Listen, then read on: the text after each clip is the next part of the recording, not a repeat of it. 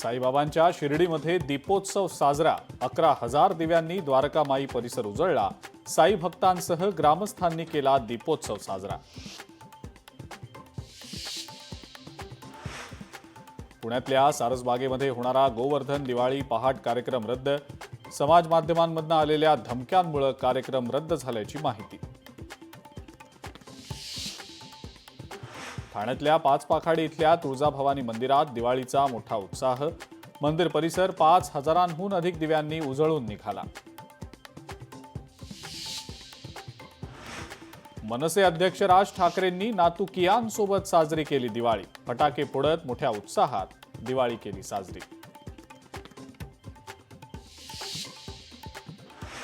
मुंबईतल्या शिवाजी पार्कमध्ये दिवाळीच्या निमित्तानं अनेक रंगीत दिव्यांची रोषणाई, फटाक्यांच्या आतषबाजीची सुंदर नयनरम्य दृश्य चित्रित.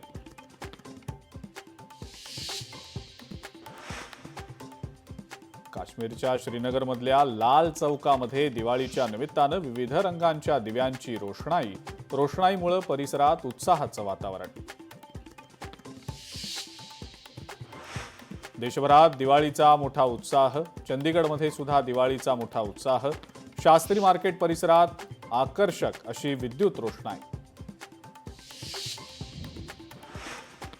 मुंबई, पुणे आणि नागपूरसह प्रमुख शहरं प्रदूषणाच्या विळख्यात. वाढतं तापमान, वाऱ्याचा मंद वेग आणि फटाक्यांमुळे प्रदूषणात वाढ.